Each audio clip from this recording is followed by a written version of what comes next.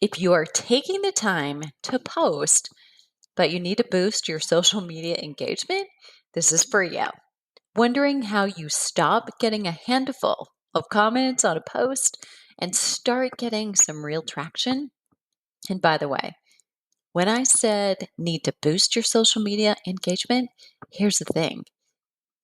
A lot of fitness pros are making the mistake of boosting posts that aren't organically popular. That is a poor spend of your hard earned money, friends.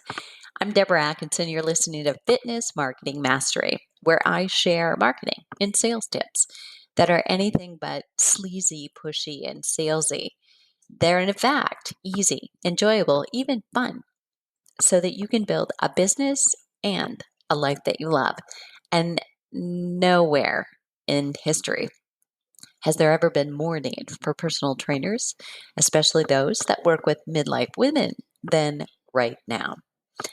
And this episode is brought to you by the Flipping 50 Fitness Specialist, which teaches trainers and health coaches how to work with women in midlife and help give them hormone balancing exercise prescriptions and save them from traditional conventional exercise and even quote unquote functional training that makes them feel worse, not better, doesn't get to their highest priorities.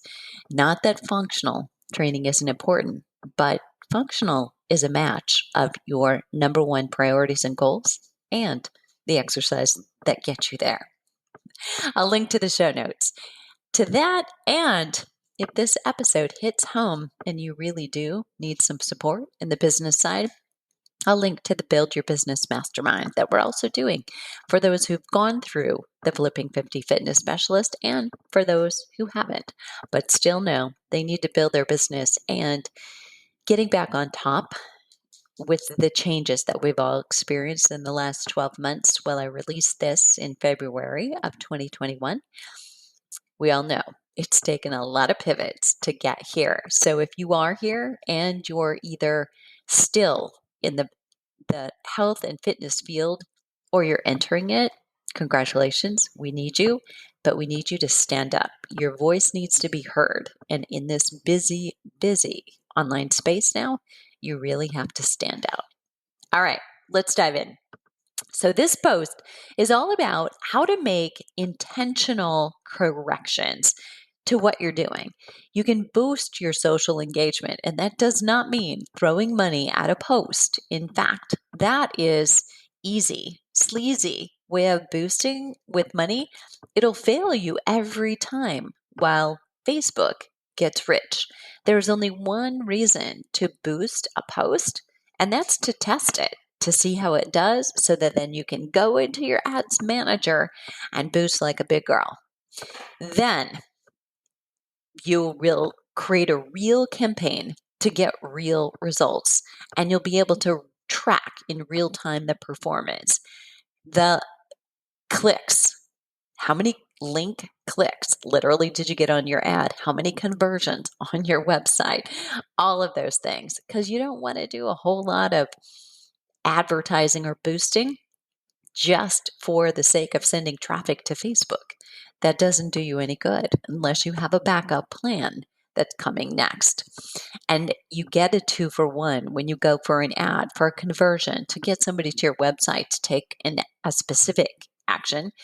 And probably better to do that than to go right for the sale. But that sometimes is also appropriate. If you do that, you will end up growing your page and your fans as well. But you want to be sure you're doing it in a targeted way so that they're actually like your buying customers. Okay, so if you're serious about using Facebook and growing a business, you're going to need to get to know a business manager. But first, what you post has to be worth it. Boost your social media engagement organically before you move on. Start right here. No matter who you're targeting, talk to them, not at them. But first, be clear on who you are talking to before you post. Now, it might have sounded like I just talked in a full circle, but It's pretty true that when I go to almost any Facebook page, I will see this mistake. There are posts that almost assume that anybody viewing that post is a customer. Like they might be talking to what happened in class this morning, or what time class is going to be, or a specific instructor. And so if you're out of the loop, you're not actually a member, you don't go to those classes, probably you're going to lose some people because there's nothing there for them. There's no information to bring us in, and there's nothing funny. There's nothing, right? So you get the point. And you have to know the one person that you want that content to reach and to really resonate with before you can ever post it.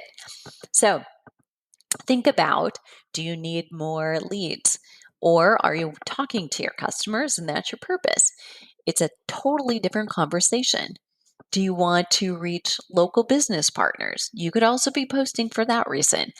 Engage that specific target with a question so you can have a conversation. And let me be clear here that on the same Facebook page, you could, in a post, talk to your business partners. And then in another post, you could talk to your customers. And in a different post, you could be talking to your leads. That's called using top of the funnel, medium funnel, kind of midway through it, and bottom of the funnel kinds of content. And that's a strategy that you should use. Okay, now we've handled who you're talking to. Let's move on. Ask a question that every ideal customer or even a stranger can answer easily. These become easier to respond to when they are polls. In Instagram or even on Facebook, you can create a poll. Use stories or just do it and create a meme that does it for you, like this. Think of these questions and how easy they are to answer. So somebody can just click, because we love to give an opinion, but we don't want to give you an essay if we don't even know you. That's an investment of time maybe I don't want to take. But if you ask, have you worked with a personal trainer? Yes or no? You give them those choices, and that's it. Simple answer. Do you work out at home or gym? Home or gym? Those are the two choices. In those two questions, I increased the level of engagement. In the yes or no poll, it's an easy answer. In the home or gym question, somebody could have to add that answer, type it in, or they may need to say both, right? And they'll be likely to do that if they really have an opinion about it. People like to vote, but they aren't going to spend a lot of time doing it until you're somebody that they already know and trust. And you can try telling them you're taking a poll and you'll share the results with them, because people like to know if it's an interesting kind of question. They're going to want to benefit from taking the time. People do love to share their opinion, but they have to have a reason for doing it. Okay, so here's some additional questions to boost your social media engagement.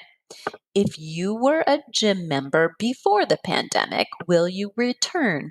And then maybe in parentheses, you say just gym goers, please. You could say, are you over 50? Are you able to do lunges without knee issues? And what's worse? What's the worst symptom of menopause that you've ever experienced? Now, I could ask that if you don't work with clearly only women in menopause. That wouldn't be a great question for your page.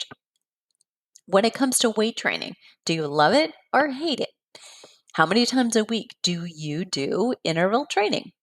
What's your favorite time of day or your have to time of day for exercise?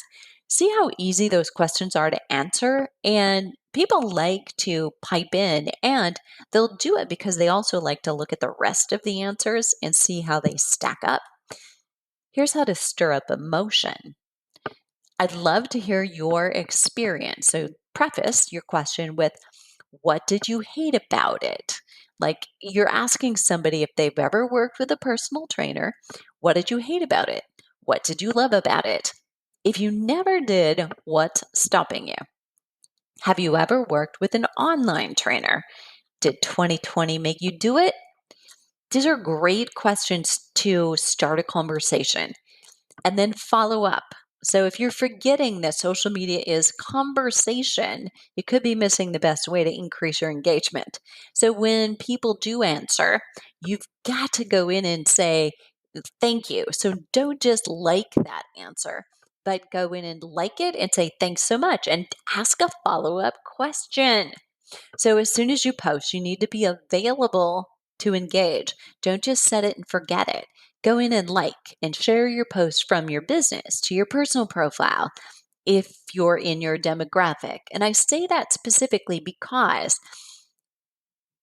the first people who come and like your post are telling Facebook, okay, we're going to show it. This is popular. We're going to show it to more people like this.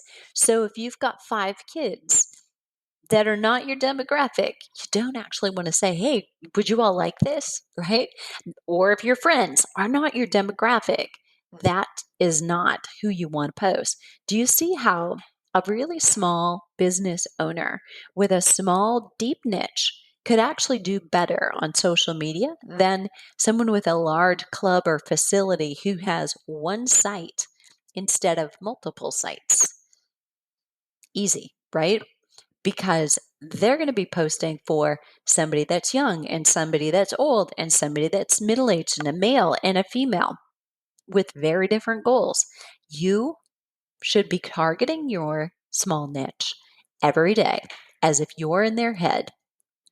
So remember again, you can't set it and forget it. If you've got posts scheduled in some app, that's fine, but be aware of them and add comments to them yourself.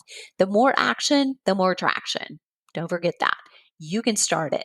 So if you have those few customers who follow you, whatever you do, and they engage with you, use that to your advantage. When they comment, respond back, use their name.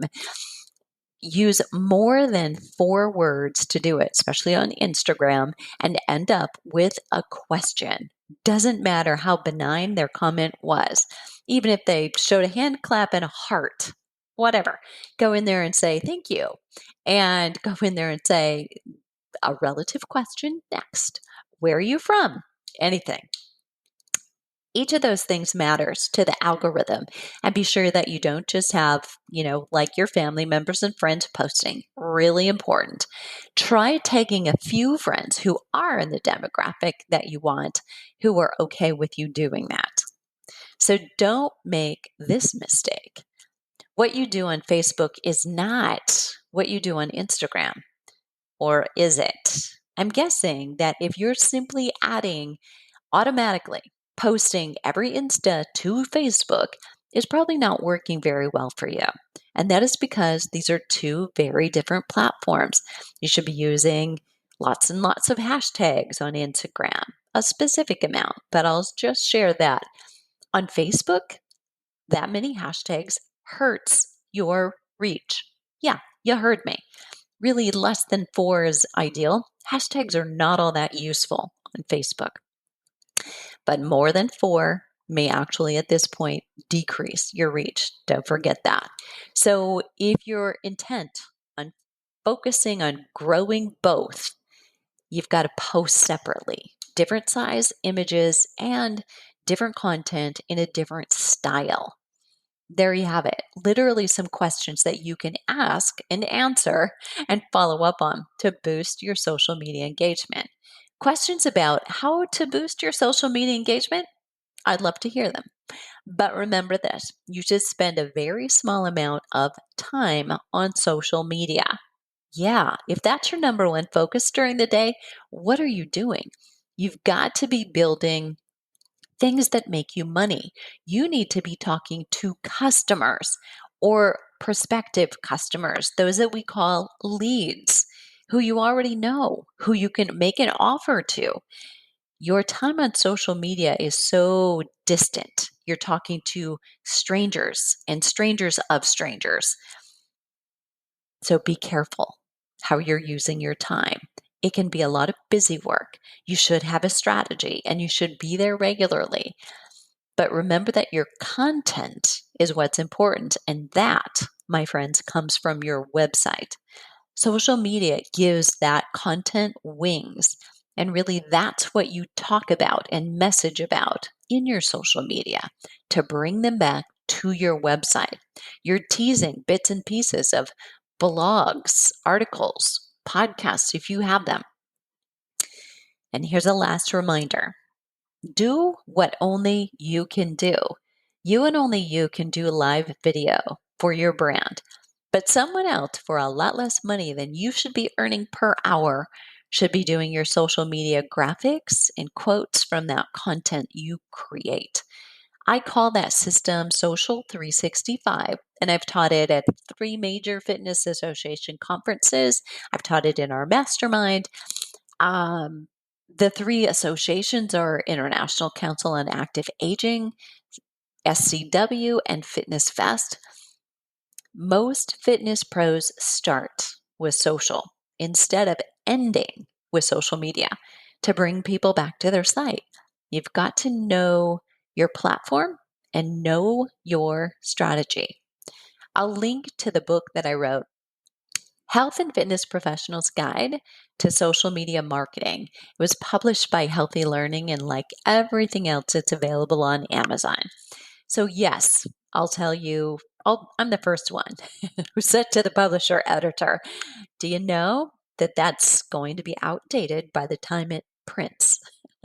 But it's why I wrote it the way I did, to be inclusive of the questions that you need to ask about all of your marketing and about all the platforms now and in the future. So I give you the tip and the heads up that the things that are absolutely true right now, as you read that book, are probably not going to be true in the future. But it's worth looking at the book to improve your entire marketing strategy. I'll link to a prior episode where I talked a great deal about live social media video. And yes, you need to be doing it. There you have it. You'll find the show notes for this episode at fitnessmarketingmastery.com/social media engagement. What are you waiting for? The world needs you right now more than ever.